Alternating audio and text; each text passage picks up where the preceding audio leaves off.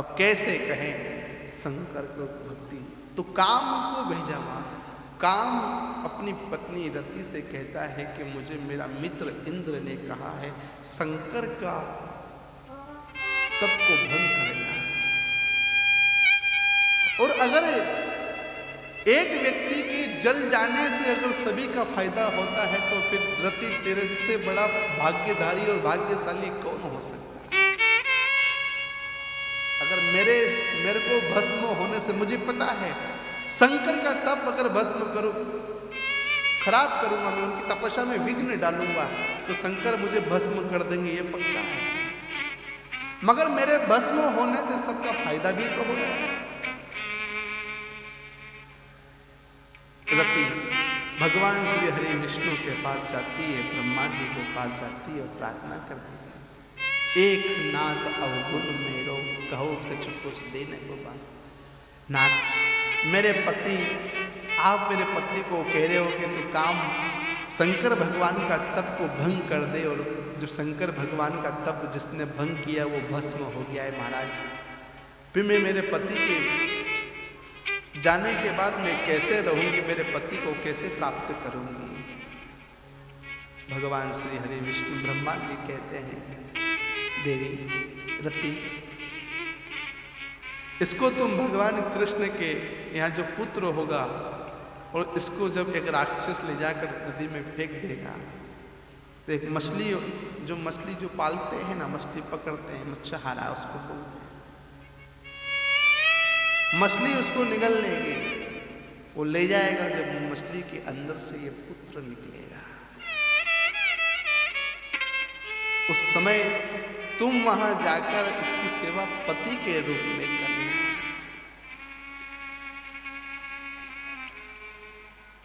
महाराज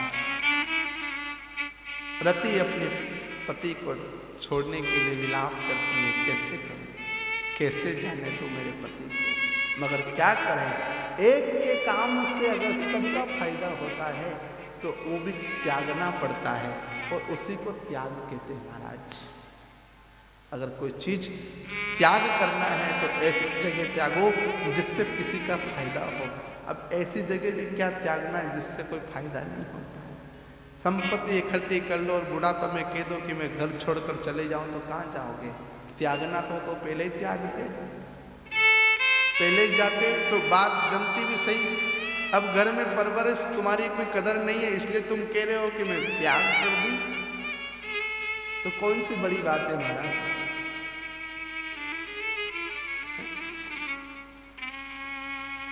इसलिए त्याग की गति बहुत अलग है। भगवान शंकर को काम भक्ति से उठाने के लिए गया। शिव तपस्या कर रहे हैं पर्वत में, कैलाश हिमगिरी पर्वत में तप कर रहे हैं,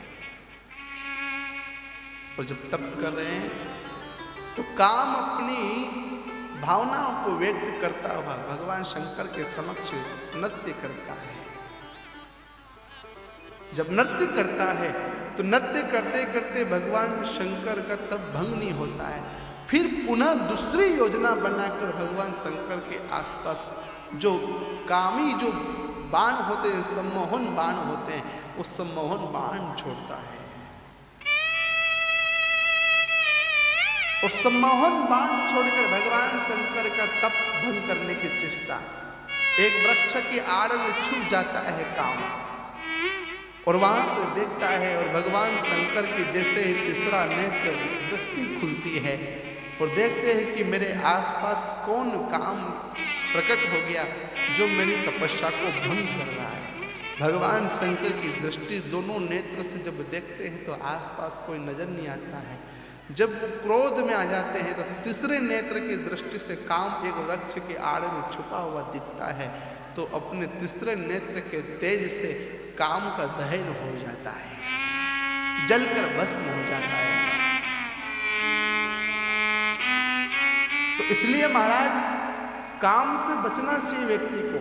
साधना, भक्ति, उपासना, भजन, सत्संगति सब भय हूं। सत्संग हमें काम से बचाता है। काम से बचो।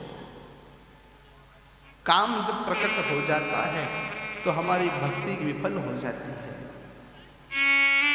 माला करते समय हमारा मन चंचल इधर उधर चला गया तो हमारी भक्ति खराब हो गई, ध्यान भटक गया। पूजा करते समय हम बार बार उड़ते हैं, बैठते हैं, समझो कि हमारी भक्ति का कोई फल नहीं। सुनत बचन सेरी से गिरि संबत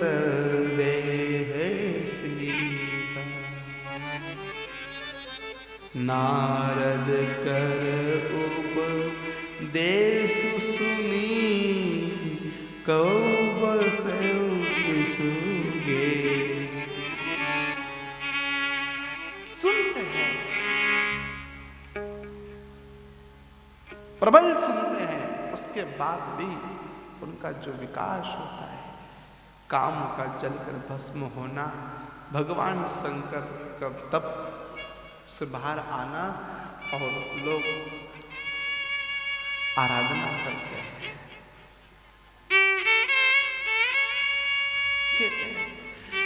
नमामि शमीशां ओहो निर्वाण रूपं विभो व्यापकं ब्रह्म वेद स्वरूपं नमामि शमीशां निर्वाण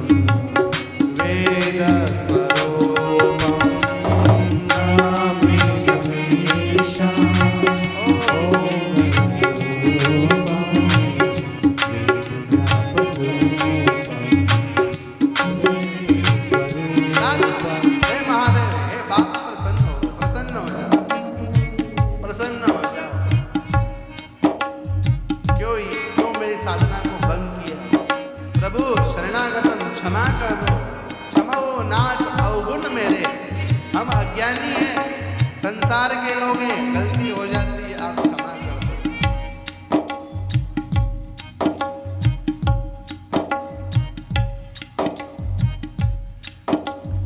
नमामि शमीशां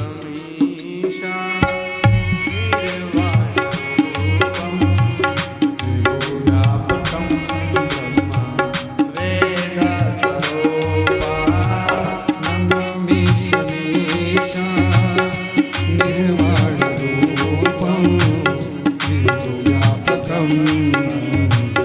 वेद स्वरूपम। तुरंत अपनी भावनाओं को पलट देते हैं, क्रोध से क्षमा में आ जाते हैं। आप जैसे कहो वैसे हो सकता है, ये भी कह सकते हो तुम्ही मेरी पूजा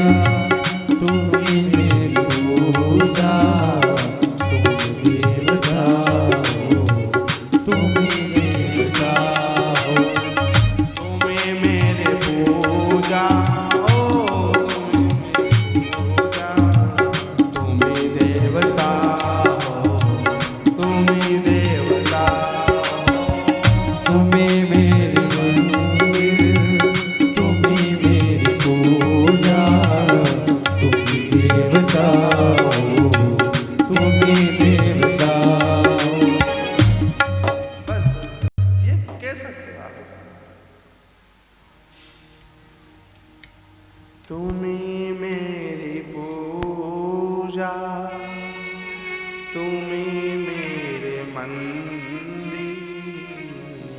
तुम्ही देवता हो, तुम्ही देवता, तुम्ही मेरी पूजा हो, तुम्ही मेरे मंदिर, तुम्ही देवता, तुम्ही देवता। किस नमामि शमीशा ओ निर्वाण रूपम विभूव्यापकम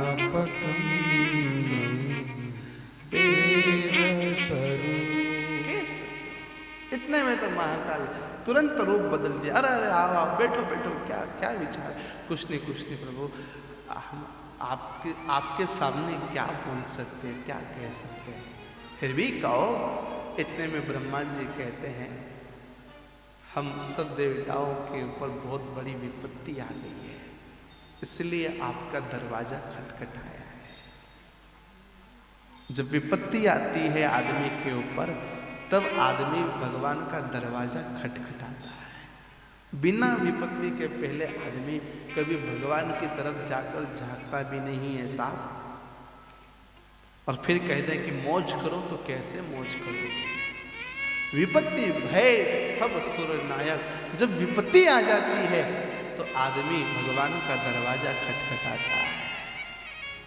उठो प्रभु, जागो, उठो, मेरा दुख है, मेरी तकलीफ है, मेरी पीड़ा है, आप मेरे संकट को दूर करो।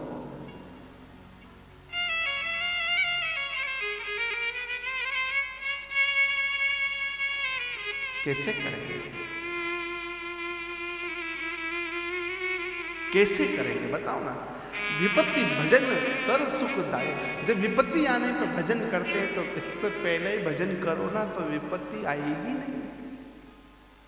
देवताओं से कहा कि तुम विपत्ति आने पर अब आए, पहले ही प्रभु आप तपस्या कर रहे थे, साधना में थे, अब घोर से घोर विपत्ति आ गई। तब जाके आदमी भगवान शंकर जी के पास गया। कहाँ गया? भगवान शंकर जी के पास। और जाओ, जितना हो सके मंदिर रोज जाओ, और रोज अपने मन की दिल की बात कहो। कोई कह दे तुम्हें, क्या तुम्हारे दिल का मित मिलेगा? आप कहना उससे प्रेम और प्यार से, हाँ हमें विश्वास है कि वो समक्ष नहीं मिलेगा मगर सपने में जरूर मिलेगा। कह दो उसको, समक्ष नहीं आ सकता वो, हम जानते हैं समक्ष कैसे आएगा। बोलो कैसे आएगा? समक्ष नहीं आ सकता, सपने में जरूर आएगा।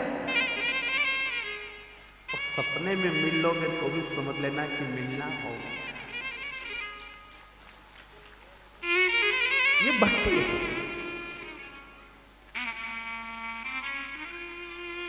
तो सपना बहुत सरल है और एक कांच के समान रखने की वस्तु है। सपने को जिस तरह कांच को संभाल के रखते हो कि गिरने के बाद बिखर सकता है, ऐसे सपना भी एक बार आने के बाद दोबारा नहीं आता है। जो सपना आ गया उसमें मौज कर लो, और बिखर गया तो मौज भी नहीं मिलेगी और दुखी हो जाओगे। सपने में मौज हो। क्या है? कहो दिल से तुम्हें क्या अपना मित मिलेगा? समक्ष तो नहीं मगर सपने में जरूर मिलेगा। ये मंदिर जाने का फायदा है। मंदिर जाने से, सत्संग में बैठने से, राम के भजन को करने से सपने में आपका अपना मित्र जरूर मिल सकता है। कहे उस भवन संभो सिधारी। देखो ना, देवताओं ने कह दिया हमारी विपत्ता बहुत भयंकर है। तारकासुर नाम का राक्षस बहुत विडंबना लग रहा है। उस समय भगवान शंकर ने कहा ठीक है, विवाह के लिए माता पार्वती के पास 7 ऋषियों को भेजा गया। जब 7 ऋषि माता पार्वती के पास गए, उस समय ऋषि है ना गोरी देगी तह कैसी मूर्तिमंत तपस्या जैसी। भगवान शंकर जी कहते हैं कि हे ऋषियों, तुम पार्वती के पास जाकर आओ और उसकी तपस्या देखो कि उसकी तपस्या कैसी है, वो आपको पहचान पाती है या नहीं, मुझे बताना। 7 ऋषि साधु का रूप बनाकर गए और आलाप निरंजन करते हैं। कहीं अव राधऊ का तुम चहूँ, हम सन सत्य मरम कि न कहूँ, कहत बचन मुनि अति सकुचाई, हंसैये सुने हमारी जड़ताई। तुम किसकी आराधना कर रही हो और क्या चाहती हो हमसे, अपना सच्चा वेद क्यों नहीं कहती? पार्वती कहती है, बात कहते मन बहुत सकुचाता है, आप लोग मेरी मूर्खता पर सुनकर हंसोगे। क्या कहूं मैं आपसे, आप ऋषि हैं, मैं आपको जान गई हूं और आप कह रहे हो कि तेरे दिल की बात, तेरे मन की बात मुझसे कहे पार्वती। पार्वती कहती है कि मेरे मन की बात कहने अगर तुम्हारे सामने कहूंगी तो तुम हंसोगे और तुम हंसोगे और मुझे मूर्ख कहोगे, इसलिए मुझे कहने में थोड़ा विचार आ रहा है कि मैं कैसे कहूं। मनुहट परा न समय सिखावा, चहत बारी पर भीति उठावा। नारद कहा सत्य सोही जाना, बिनु पंखन हम चहे उड़ाना। महाराज मन में हट पकड़ लिया, वह उपदेश नहीं सुनता, जन पर दीवाल उठाना चाहता है। नारद जी ने कह दिया सो सत्य उसे जानकर, बिना ही पांख के उड़ना चाहती हूँ। कभी जल पर दीवाल बनी शायद? जल पर दीवार कभी बन नहीं सकती। और ऋषि कहते हैं कि तुझे अगर नारद जी ने कह दिया कि शंकर जी मिलेंगे तो शंकर जी ने तुझे ब्रह्म में डाल दिया देव ऋषि ने। क्या भला कभी जल के ऊपर कभी दीवार बना सकते हो? नहीं बन सकते। जल के ऊपर दीवार कैसे बनेगी बताओ ना। नहीं बन सकते। ऐसे पार्वती से कह रहे कि पार्वती, देव ऋषि नारद ने तुझे गलत बताया, मगर वो कह रही कि मैंने ठान लिया, जो उन्होंने कहा वो मैंने जीत पकड़ लिया, मुझे शंकर से मिलना है। चाहे अब शंकर मिले या ना मिले तो मैं अपने प्राण त्याग कर दूंगी, मगर मुझे शंकर से मिलना है। देखो देखो मुनि अविवेक हमारा, चाहिए सदा शिवय भरतारा। हे मुनियों, आप मेरा अज्ञान तो देखिए कि मैं सदा शिव जी को ही पति बनाना चाहती हूँ। मेरा अज्ञान ना हो और मैं शिव जी को पति रूप में चाहती हूँ। फिर चौपाई में कहते हैं, सुनत बचन बिहसी, ऋषि गिरि संभव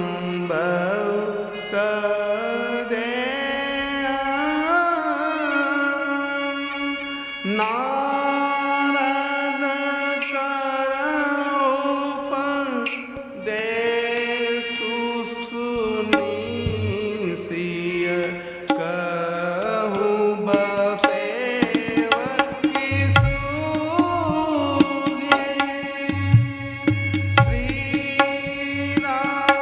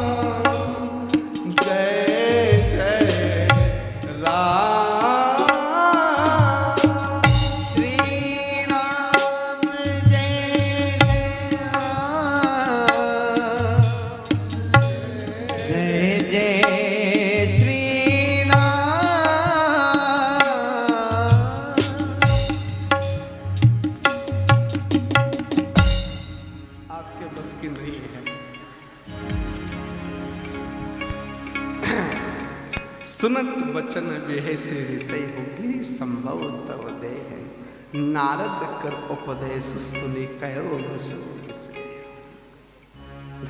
पार्वती जी की बात सुनकर ऋषि लोग हंस पड़े। हंसते हंसते कहते हैं तुम्हारा शरीर पर्वत से ही उत्पन्न हुआ, भला कहे नारद का उपदेश सुनकर आज तक किसका घर बसा है। अरे पार्वती, तुम्हारा घर, तुम्हारा शरीर पर्वतराज हिमाचल के यहाँ से उत्पन्न हुआ। आज दिन तक ये बताओ कि देव ऋषि नारद जी ने जिसको क्या कहा, कुछ ज्ञान दिया, तो बताओ किसका घर बसा अभी तक। नारद तो नारद ही होता है, किसी के घर बना देता है और किसी का घर बिगाड़ देता है, और तुम नारद जी के चक्कर में आ गए। तो ऋषिगण हंस मुस्कुराए, फिर कहें नारद सीख जय सुनहि नर नारी, अवसि होइत जीवन बिखारी। मन कपटी तन सजन कीना, आपु सरेस रहित कीना। जय के बचन माने विश्वासा, जो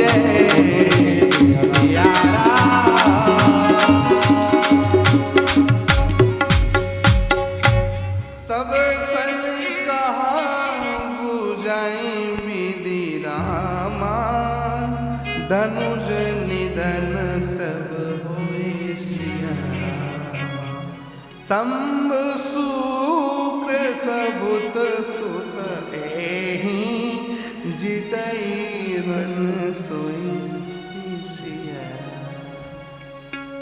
इसी प्रकार सप्त ऋषि माता पार्वती की बार बार परीक्षा लेकर पूर्ण रूप से परीक्षा ले ली और प्रसन्न हो गए।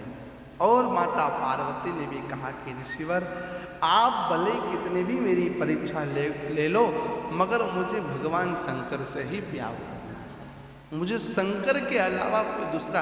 सप्त ऋषि ने यह भी कहा कि शंकर भगवान को तो ना तो घर है, ना तो कोई कमाने के ठिकाने, ना कोई खाने के ठिकाने, ना कोई ओढ़ने का वस्त्र है, कुछ भी नहीं है, मगर फिर भी तुम उनके साथ ब्याह करोगी तो बड़ी पछताओगी जीवन में। मगर पार्वती कहती है कि मुझे पता है कि मेरा भोलेनाथ कैसा है। सती का जब मेरा जन्म था दक्ष के यहाँ, तो मैंने शंकर के साथ मेरा विवाह हुआ था महाराज, पर बाकी चक्कर ये था कि मैं शंकर को समझ नहीं पाई, इसलिए मुझे शंकर से दूर होना पड़ा। और आप कह रहे हो कि शंकर को ना तो कमाने का ढंग है, ना पहनने का ढंग है, खुद भीख मांग कर पेट भरता है, और तेरा पेट कैसे भरेगा? इससे तो अच्छा है कि तू राम या विष्णु से विवाह कर ले, बड़े अच्छे धनाढ्य आदमी के साथ विवाह करा दे तेरा। मगर पार्वती की हट और जिद एक ही बात कहती, तुम माया भगवान श्री रामा सकल जगत पितु मातु सिया नाई चरण सिर मुनि चले रामा पुनि पुनि हर सत का दुशिया। जिनकी महिमा देवता और लोग आदि आदि इत्यादि सब लोग भगवान शंकर की महिमा को गाते हैं, और तुम कह रहे हो कि वो तो भीख मांग कर पेट भरता है, तो मुझे विश्वास नहीं हो रहा है महाराज। अब देव ऋषि नारद जी को तुम उस नारद जी के ऊपर कैसे विश्वास कर लिया? नारद जी ने कैसा क्या कर लिया? नारद जी तो घर बनाते मुश्किल से, किसी का घर तो हमारे निगाह में बनाया ही नहीं उनने, सबका घर बिगाड़ने का काम किया। मगर जगदम्बा कहती है, क्या कहती है कि मैंने गुरु बनाया। गुरु किसको बनाया? गुरु नारद जी। अब नारद जी को जब गुरु बनाया, तो अब मुझे तो अपने गुरु पर विश्वास करना ही पड़ेगा। आप कह दो कि मेरे गुरु झूठ बोलते हैं, तो मैं कैसे मान लूं? यहां कहा जगदम्बा ने नारद बचन, सप्तऋषि कह रहे हैं नारद बचन में परिहरे हूं, बसहु भवन उजरहु नहीं डर। नारद के वचन पर, मगर मुझे नारद के वचन पर विश्वास है, मैं किसी से नहीं डरती हूँ। फिर उसने कहा गुरु के वचन प्रतिति न जेहि, सपन हूँ सुगमन सुख सिद्धि देहि। अगर आप कह रहे हो मेरे गुरु झूठ बोलते हैं, तो मुझे सपने में भी तो गौर वर्ण के ब्राह्मण ने ये बात दर्शाई है। अब क्या मैं सपने को भी झूठा मानूं? हैं? आप कहते हो कि नारद जी झूठे हैं, तो क्या सपना भी झूठा हो सकता है महाराज? नहीं हो सकता। सपने में गौर वर्ण के ब्राह्मण ने जब मुझे कहा है, तो मैं कैसे मानूं? और गुरु के ऊपर तो विश्वास रखना पड़ता है, गुरु के वचन के ऊपर विश्वास तो रखना पड़ता है महाराज। जो व्यक्ति गुरु के वचन और गुरु के ऊपर विश्वास नहीं रखता, वो कभी भी भवसागर से पार नहीं हो सकता। गुरु होता है साहब। गुरु तो केवल मार्गदर्शन दे सकता है आपके जीवन का। गुरु तुम्हारा कोई दुख कम नहीं कर सकता, कोई तुम्हारा संकट नहीं ले सकता है, मगर दुख से बाहर आने के लिए जरूर मार्गदर्शन दे सकता है। गुरु ऐसा है। कैसे आया जाए बाहर, कैसे निकला जाएगा भवसागर से पार, ये सब मार्ग गुरु के पास मिलता है बाप, गुरु के पास।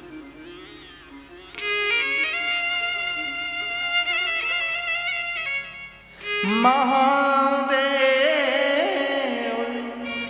अवगुण भव सकल गुण। महादेव में तो अवगुण से भरे हुआ है, पूरा अवगुण है उसमें। और विष्णु सकल गुण धाम, विष्णु की तो चर्चा चलती है, विष्णु की तो चारों तरफ जय जयकार होती है। और तू कह रही पार्वती कि मैं उस भोलेनाथ से विवाह करूं, उसमें तो सारे अवगुण हैं। अवगुण जिसमें, उसके साथ विवाह कैसे किया जाए बताओ ना। मगर पार्वती कहती है जय कर मनोरम जाहि सिया रामा सन ते सन कम सिया। जो विधाता मंजूर है, जो विधाता चाहती है वो मुझे मंजूर है। बाकी मैं तुम्हारे कहने से बहकावे में नहीं आ सकती महाराज। तुम कह दो कि महादेव को छोड़कर राम को भज लो, तुम कह दो कि विष्णु को भज लो, नहीं, मुझे तो महादेव ही चाहिए। अब क्या कहना पड़ेगा। अब पार्वती को पूर्ण रूप से समझाया मगर समझी नहीं वो। अब कैसे समझे। छोटी मोटी बात तो है नहीं कि पार्वती को बच्चा हो तो एक आप कुछ छोटी मोटी डांट कर समझा दो।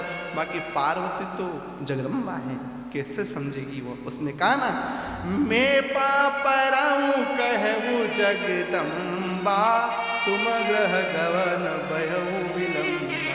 क्यों तुम्हारे जीवन का विलंब कर रही हो, तुम ग्रह चले जाओ, तुम्हारे पिताजी से कहकर विष्णु भगवान से साथ विवाह करवा देंगे। मगर जगदम्बा कहती है देखी प्रेम बोले मुनि ज्ञानी जय जय जगद अंबिका भवानी।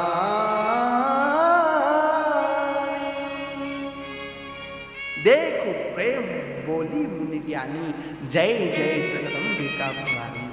देव ऋषि देवता ऋषिगण सब समझाते हैं माता पार्वती को, मगर माता पार्वती नहीं समझती है और कह देती है तुम माया भगवान शिव रामा सकल जगत पितु मातु सिया रामा।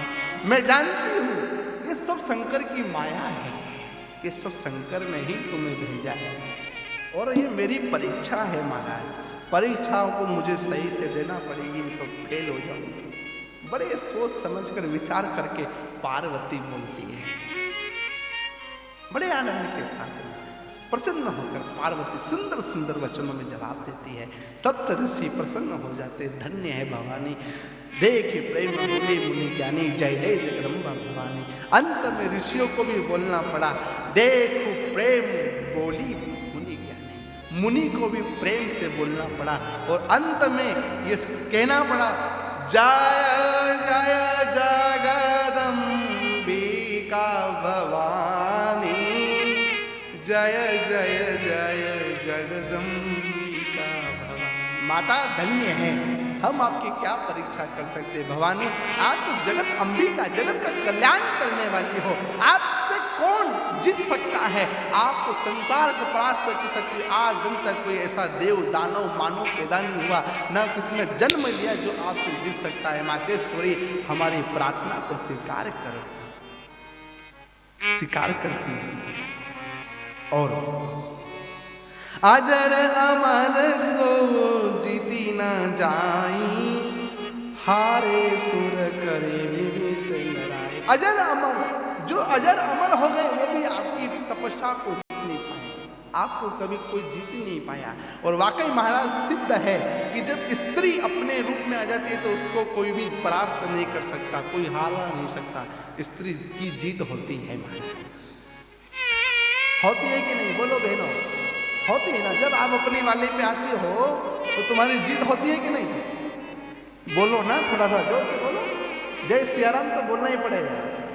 हाँ, होती है कि नहीं जीत, जब अपनी भी आ जाए। अजर अमर सो जीत न पाई हारे सुर करे विविध पराई। भगवान शंकर जी भी हार गए आपसे, बोलो। तो कथा है, स्त्री जब अपने स्वभाव में आ जाती है, जब तक वो ठीक है तब तक तो ठीक है, जब वो कल बताया था ना, जब चंडिका बनती है, चामुंडा बनती है, तो फिर उसके रूप को देखने का आनंद आता है। और आप उधर से फिर भोलेनाथ हंस देते हैं तो चंडिका और क्रोध करती है, रण चढ़ी भवानी माटला मातुम नतुनुचे, आज तो बाबा बावड़ो गिर भाई। वो उधर उस कोने में जाए, उस कोने में जाए, घर जाए, बाहर आवे, बाहर बैठे, कहीं मित्रों के पास चला जाए कि क्रोध शांत होने के पास जाएंगे। जब तक जाए तब तक भी क्रोध मुंह पे रहता है, नाक पे रहता है ना ऐसे। तो कभी कभी ऐसा हो जाता है। सब संग कहा बुझाई विधि, दनुज निधन कब होई, शंभु सुख सबूत सूत है जीतय नरन सोई। उनके साथ में तो बड़े बड़े भूत प्रेत रहते हैं, प्रेतादि वगैरह सब रहते हैं, और तुम कह रही हो कि मैं उनके साथ विवाह करूं। महाराज कैसे विवाह करोगी? हैं? नहीं हो सकता। मोर कहा सुन करहु उपाय, होय ईश्वर करहि सहाय। भगवान शंकर सती जो तजी तक्षमुख देहा, जन्म जाय हिमाचल गेहा। सती के रूप में मैंने अपने भगवान शंकर को खोया, अब मैं हिमाचल के यहाँ जन्म हुआ, अब मैं शंकर को खोना नहीं चाहती महाराज। अब मुझे शंकर की भक्ति ऐसी करना है जो हमेशा के लिए मैं शंकर भगवान के साथ में रहूं। बस शंकर भगवान के साथ रहना। तब सुर न कहे मेरे विपत्ति सब सुनी, मन में कहने विचार, शंभु बिरद न कुशल मोहि भेष कहे उपसवार।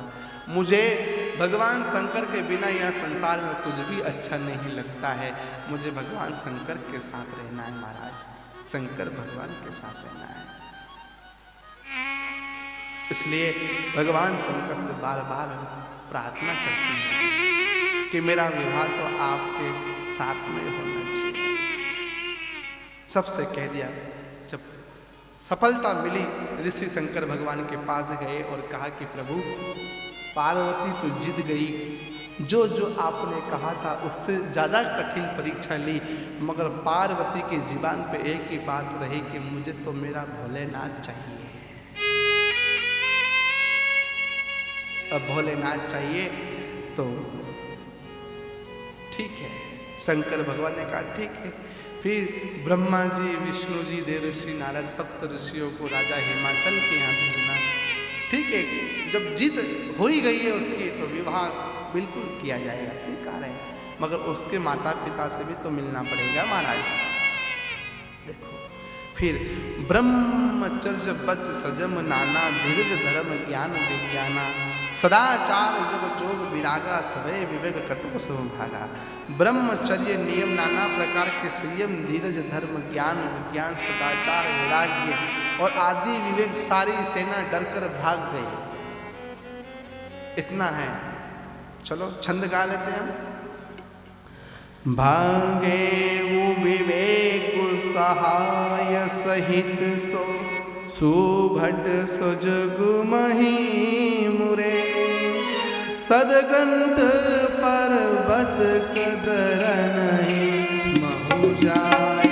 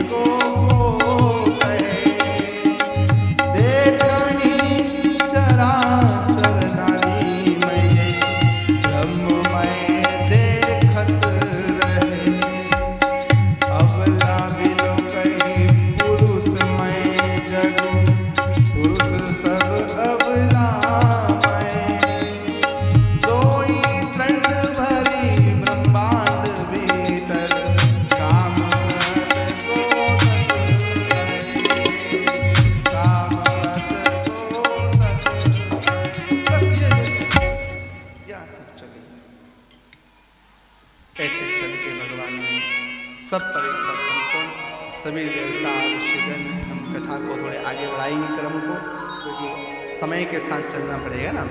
तो भगवान शंकर जी की बात को लेकर सभी ऋषिगण देवता सप्त ऋषि हिमाचल की नगरी में पहुँचे महाराज, और सब ने भगवान शंकर से अनुमति लेने और हिमाचल महाराज के पास पहुँचे। तो पहले हिमाचल ने कहा कि मेरे पुत्र के लिए वर को विष्णु या ब्रह्मा जी विवाह करते हैं तो ठीक रहेगा, नहीं तो आनंद नहीं आएगा। तो शंकर जी के लिए देव ऋषि नारद जी कहते हैं कि महाराज तुम्हारी पुत्री का विवाह तो उस बाबा के साथ ही होगा, अब तुम कह दो कि विष्णु जी आ जाए तो नहीं आ सकते, नहीं आ सकते। इसलिए जीवन में जिसकी चाहना रखो उसी पर जाने का हौसला रखो, पकड़ छोड़ हौसला मत रखो। कभी तो तुमने शंकर जी को पकड़ लिया, कभी विष्णु जी को पकड़ लिया, कभी राम जी को पकड़ लिया, कभी कान्हा जी को पकड़ लिया। जिसकी चाहना रखो उसको ही चाहना रखो दिल में। हर किसी की चाहना रखोगे तो तुम एक, हमारी भाषा में कहते हैं ना, जैसे कि पंचायती है ना, तो हमें पंचायती नहीं बनना, एक का बनना। किसका बनना? एक। जैसे शंकर जी का बन जाओ, राम जी का बन जाओ, कान्हा जी का बन जाओ, हनुमान जी का बन जाओ, मगर बन जाओ, किसी का भी बन जाओ। मगर लोग क्या करते हैं? भगवान का भजन नहीं करते हैं, राम नाम के आलसी। फिर गाएंगे हम, भोजन में होशियार, तुलसी ऐसे जीव को बारंबार दिखा है।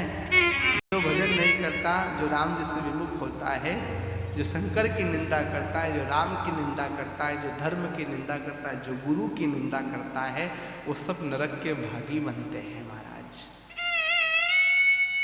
हमें क्या लेना देना? हमें तो केवल एक विश्वास है।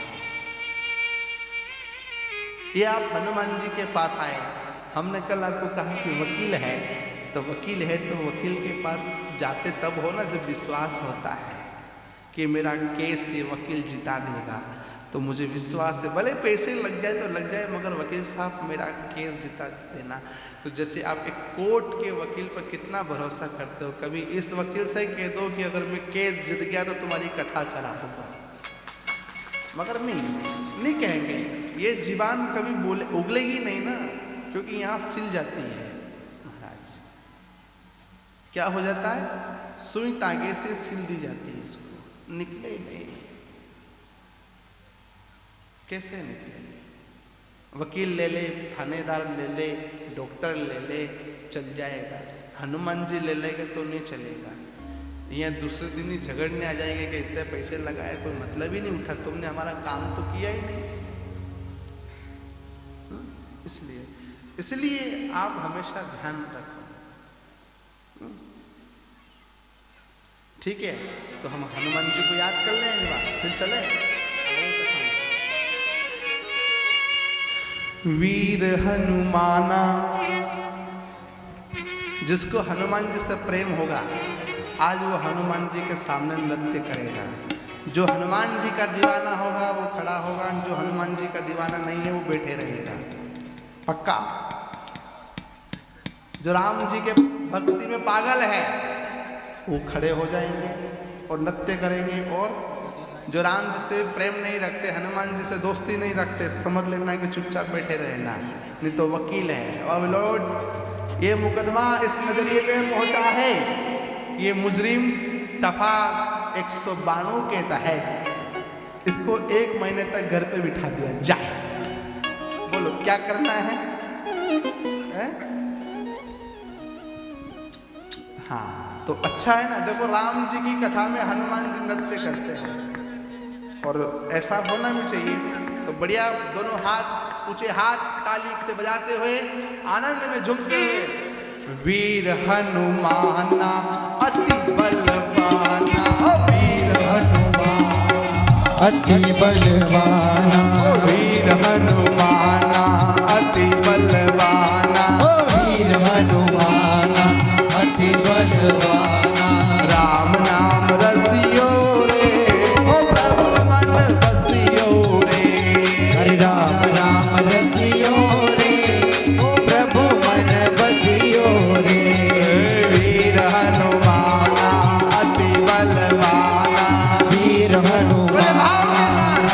बलवाना वीर हनुमाना अति बलवाना वीर हनुमाना अति बलवाना राम नाम रसियो रे कि प्रभु मन बसियो रे मुझे राम नाम रसियो रे ओ प्रभु मन बसियो रे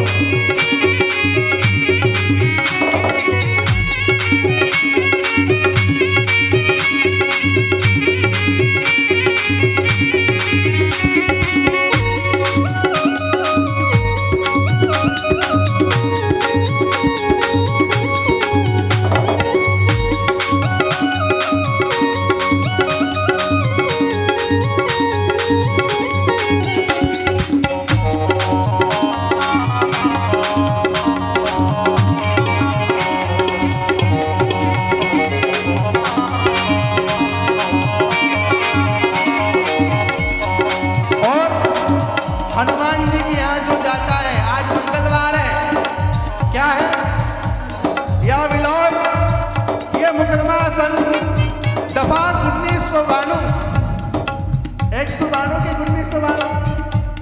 1992 के दफा इस मुजरिम को राम की भक्ति करने का आदेश दे दिया जाए।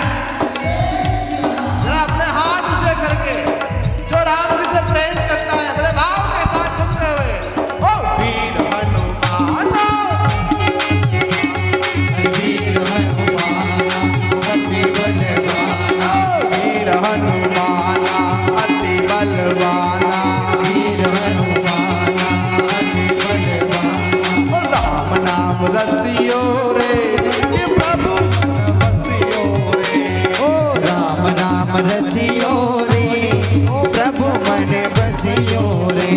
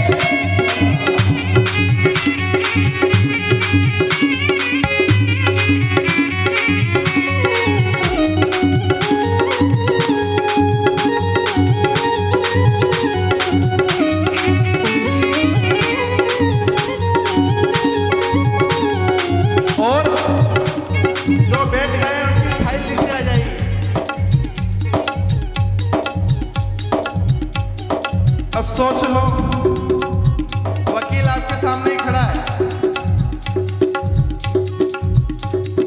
फाइल सबसे ऊंची आना चाहिए कि नीचे?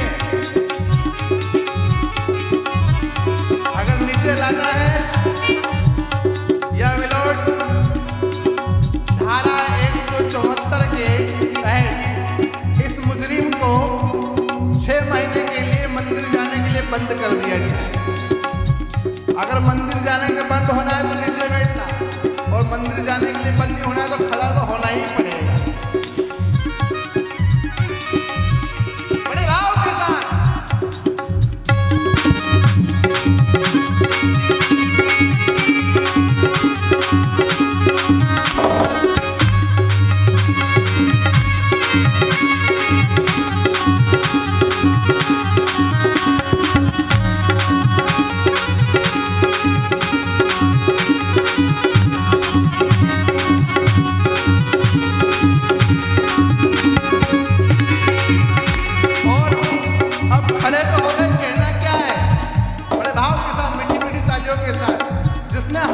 कर लिए, समझ लेना कि तुम्हारा केस नीचे आ जाएगा।